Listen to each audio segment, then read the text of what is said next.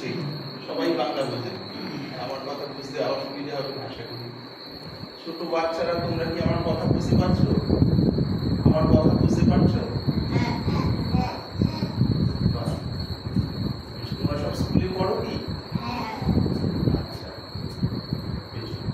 তুমি কোন ক্লাসে পড়ো? সবুজ গেঞ্জি তুমি? হ্যাঁ, 6 এ পড়ো। আর লাল জামা পরে পড়ো? তুমিও পড়ো? তুমিও পড়ো। কি নাম তোমার? লক্ষ্মী। আচ্ছা আচ্ছা, বাহ, তুমি তো খুব ছোট। তুমি অবাক জানো? তুমি কি ভয় পাচ্ছ?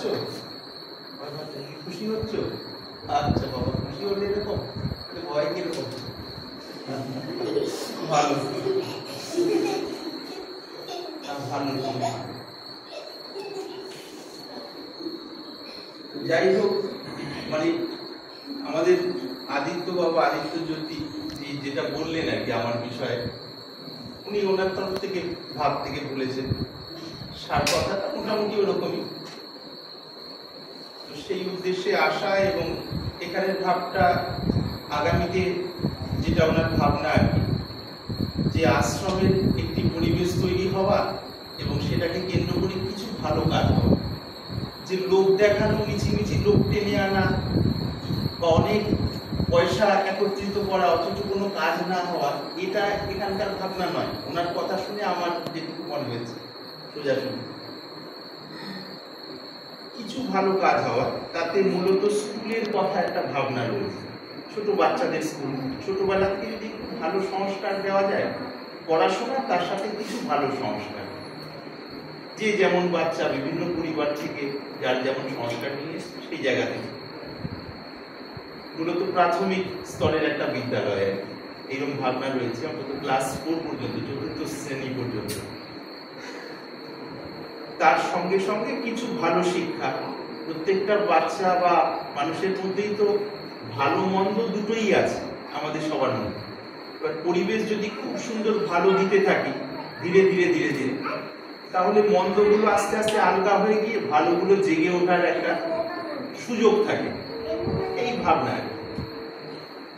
তো সেই উদ্দেশ্যে উনি বলেছিলেন, আমাদের আশ্রম হলো বর্তমানে জয়দেব কেন্দুলি বলে একটি জায়গা, আপনারা হয়তো কেউ শুনে থাকবেন, বীরভূম জেলায় শান্তিনিকেতনের কাছাকাছি প্রায়, জয়দেবের যে বাউল মেলা হয় সেইখানে। তো সেই পরিপ্রেক্ষিতে উনি জানিয়েছিলেন এবং যা হোক আশা হলো। তো মোটামুটি ভাবনা হলো স্কুলকে কেন্দ্র করে বিভিন্ন রকম ভালো কাজ করা, মানুষের সাথে যোগাযোগ এবং বিভিন্ন স্তরের মানুষের আধ্যাত্মিক বিকাশ, মানসিক বিকাশ, এবং সব ক্ষেত্রেই যে মানুষ, প্রত্যেকটা মানুষই ভেতরে কোনো না কোনো টেনশনে রয়েছে, সব জায়গায় সব মানুষই, কেউ বলেন বা কেউ বলেন না, কেউ বলতে সংকোচ বোধ করেন, কেউ কম বা বেশি। তো সেইগুলো থেকেও কিভাবে মানুষ ধীরে ধীরে মনটা মুক্ত হতে পারে, এই তিনশো সরল কথা। এই যে আজকে যার বা যাদের ছবির সামনে, যাদের ফটোর সামনে আমরা বসার সুযোগ পেয়েছি, আমরা সবাই, আপনারা সবাই জানেন শ্রী শ্রী ঠাকুর রামকৃষ্ণদেব, শ্রী শ্রী মা শারদা, আর পিছনে তো মায়ের মূর্তি আছে, আর স্বামী বিবেকানন্দ।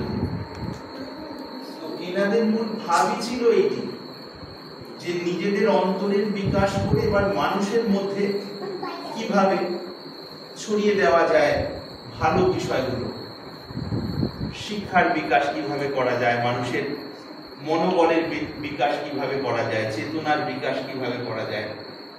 আর সেগুলোর জন্যই আপনারা জানবেন, যারা খবর রাখেন তো অবশ্যই, স্বামীজি ভারতবর্ষ থেকে বাইরে গেলেন আমেরিকাতে, সেখানে তার যে বিখ্যাত যে বক্তৃতা, যেটা লেকচার স্বামীজি, সেটাতে ভারতবর্ষের বিষয়ে মানুষকে জাগ্রত করেছিলেন।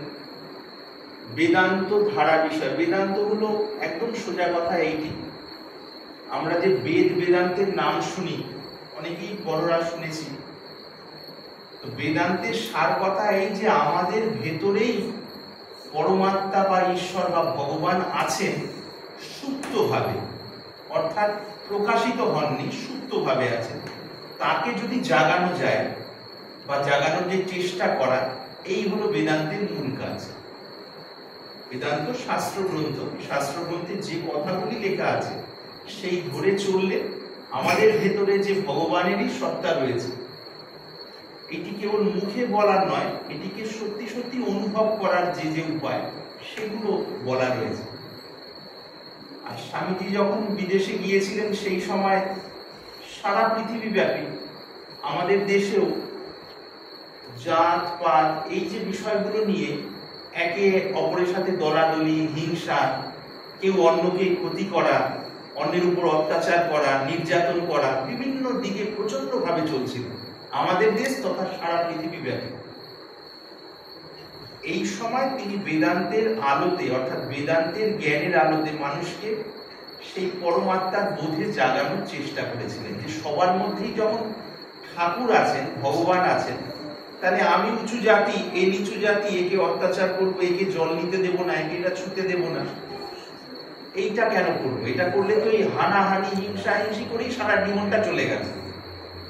আমি যদি পাশের বাড়ির মানুষের সাথে সারা জীবনই হিংসা হিংসি করি, তো আমার বয়স 60, 70, 75, 80, যেই সময় হলো একটা সময় আমি মারা গেলাম, তাহলে কি সারাটা জীবনই তো হিংসা নিয়েই মরে গেলাম? তাহলে যেই পৃথিবীতে থেকে যে স্বাদ পাওয়া, একটা আনন্দ পাওয়া, সংসারটাও ভালো করে করা সুখের সাথে, সেটাও তো হলো না। আমার যাদের সাথে বিরোধ, অশান্তি, যাদের পছন্দ করি না, আমার ছেলেরাও দেখে তাই শিখলো, তারা আবার তাদের ছেলের সাথে বিরোধ। ভেতরে ভেতরে ভেতরে ভেতরে মজ্জায় ওইটাই হিংসা ঢুকে গেল। সেই হিংসাই বংশ পরম্পরায় ছড়িয়ে পয়সা, টাকা সবকিছুই আছে, কিন্তু ভেতরে শান্তি নাই। যাকে পছন্দ করি না সেই মানুষকে রাস্তায় দেখলে ভেতরে বিরক্তি হয়, জ্বালা হয়, হিংসা হয়। তো এইগুলোই তো কষ্ট দেয়, এরকম বিভিন্ন ভাবে আর কি। তো এগুলো থেকে কিভাবে আমাদের মনটা মুক্ত হয়ে ভেতরের শান্তির আভাস পায়? শান্তি মানে ভগবানের অনুভূতি, ভেতরের আনন্দ। ভেতরে আপনারা সবাই জানেন, বড়রা তো সবাই জানেন, যখন দেখবেন মনে একটা আনন্দ থাকে ভেতরে, সেই আনন্দ থাকলে দেখবেন যাকে পছন্দ করেন না, কোনো একজন মানুষ রাস্তায় তাকে পছন্দ করেন না, কিন্তু আনন্দ আছে, হঠাৎ রাস্তায় দেখলাম, ও আচ্ছা ঠিক আছে, কোনো ব্যাপার না, অতটা গুরুত্ব দেই না। কিন্তু যখন মনটা একটু দুঃখী থাকে, নিরাশ থাকে, তখন তাকে দেখলে আরো বেশি রাগ হয়। তার কারণটা কি? মনটাই তো দুঃখী, নিরাশ, তাকে দেখলে তখন আরো বেশি রাগ হয়। আর যদি মনে আনন্দ বেশি থাকে তখন আর অতটা গুরুত্ব দেই না, ও ঠিক আছে, ওর মতো চলে যাক, যাকে, আমি তো আনন্দে আছি। তার মানে দেখা যাচ্ছে আনন্দ যদি বেশি হয় তাহলে এই জ্বালা যন্ত্রণা, হিংসা হিংসির বিষয়গুলো কম হতে থাকে। আর ভেতরে আনন্দ যদি কম হয় তখন জ্বালা যন্ত্রণা, হিংসা হিংসির বিষয়গুলো আরো বাড়বে। আমরা কষ্ট, জ্বালা যন্ত্রণা দূর করার জন্য কখনো নেশা করব, কখনো কিছু করব, মানে সেটাই দূর করার জন্যই তো চেষ্টা করছি। সারাদিন কষ্টে, স্বামী স্ত্রীর ঝামেলা, ছেলে মেয়েকে নিয়ে ঝামেলা, পাড়া প্রতিবেশীকে নিয়ে ঝামেলা, দূর করার জন্য চট করে হয়তো নেশার দিকে গিয়ে সেই ভাবটা দূর করার চেষ্টা করছি, কিন্তু দূর কিন্তু হচ্ছে না। কিছু সময় আমরা ভুলে থাকি, শরীরের স্নায়ুতন্ত্রগুলো খারাপ হচ্ছে, রোগ ধরে যাচ্ছে। তো এই যে একটি সুন্দর স্থান, এই স্থানকে কেন্দ্র করে ঠাকুর মা স্বামীজি অর্থাৎ শ্রী শ্রী ঠাকুর রামকৃষ্ণ পরমহংসদেব, শ্রী শ্রী মা সারদা দেবী এবং জগৎপূজ্য স্বামী বিবেকানন্দ, এনাদের আদর্শ হলো সেইটাই, মানুষের ভেতরে সেই ঈশ্বরীয় ভাবটাকে যেন আবার জাগিয়ে তোলা যায় যতটা সম্ভব হয়। এবার ছোট বাচ্চাদের তো প্রথমেই ধর্ম কথা বললে হবে না, তারা ছোট বাচ্চা, তারা স্কুলে পড়তে পড়তে, ভালো শিক্ষা পেতে পেতে মন যেমন উন্নত হবে, তারা বহু ভালো কিছু শিখবে এবং যেগুলো মন্দ খারাপ সেগুলোর সাথে চিনতে শিখবে। সেখান থেকে নিজেদের ধীরে ধীরে ভালোর দিকে কিভাবে চালনা করা যায় সেগুলো শিখবে। তাতে কি আগামী সময় পরিবারগুলো আরো ভালো হবে, অশান্তি কম হবে, জ্বালা যন্ত্রণা, সংঘর্ষ অনেক কমতে থাকবে। তো যে কোনো একটা ভালো কাজ হলে স্থানীয় মানুষজন যারা সত্যি ভালো চান, পরিবারের ভালো চান, সব ভালো চান, তাদের সহযোগিতাটা বিশেষ দরকার। আর সব থেকে বড় সহযোগিতাটা হলো মনের। টাকা পয়সা এখান থেকে আসলো না, ঠিক আছে, কিছু যায় আসে না, ওখান থেকে আসবে, ওখান থেকে আসলো না, ঠিক আছে, ওখান থেকে আসবে, কোনো না কোনো ভাবে জোগাড় হয়ে যাবে। কিন্তু আসল যেটা সব থেকে দরকার হলো মনের ভাবটা, যে বুঝি এনারা কি করতে চাইছেন আসলে। বেশ কিছু লোককে এক জায়গায় জড়ো করে কোনো স্বার্থের কাজ, নিজেদের স্বার্থ সিদ্ধ করতে চাইছে, নাকি না সত্যি মানুষের কোনো কাজ করতে চাইছে। সেটা যখন বুঝতে পারবো এবং দেখবো কথার কাজে কিছু কিছু মিল পাওয়া যাচ্ছে, তখন এমনিতেই যারা ভালো চান তারা চলে আসবে। নকল জিনিস বেশি দিন টেকে না, আপনারা সবাই জানেন। নকল দিয়ে যতই ভুলাই যে কোনো ক্ষেত্রে, কিছুদিন পর নকল আবরণটা চলে যায়, আসলটা বেরিয়ে আসে। আর যদি আসল থাকে সেটাকে আবার চাপা যায় না, যতই ঢাকার চেষ্টা করি ওই আসলটাই বেরিয়ে আসে, বহু মানুষ তার মধ্যে আসে। তো যাই হোক, মূল কথাটি হলো এইটি যে সংকল্প আদিত্য বাবা, যিনি আদিত্য জ্যোতি, এনার আরেকটি নাম, দুটো নামই হয়ে দেখাচ্ছে। অফিসিয়াল ক্ষেত্রে একটি নাম তো এইটি, আধ্যাত্মিক ক্ষেত্রে নাম হিসেবে আমরা জানি। তার মনে যে সংকল্প ঈশ্বরের ইচ্ছায় জেগে উঠেছে, এবং তার সাথে যারা যারা শুভাকাঙ্ক্ষী আপনারা আছেন এবং যারা বিষয়গুলো আদান প্রদান করেন, আমার মনে হয় বিষয়টিকে ভালো করে বুঝে সবাই মিলে একসাথে লাগায়।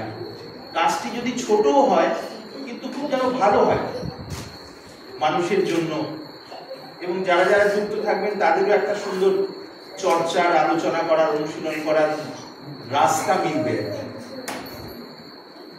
এইটি হলো মোটামুটি সংক্ষেপে বক্তব্য। এর মধ্যে থেকে আশা করি বড়রা আমার বক্তব্যের সার কথা তো অবশ্যই বুঝবেন। কারো যদি এই বিষয়ে কিছু বলার থাকে, কোনো পরামর্শ থাকে, অবশ্যই বলুন, ভালো লাগবে বরঞ্চ। বা কিছু জিজ্ঞাসা সংশয়ও থাকে, অবশ্যই বলুন।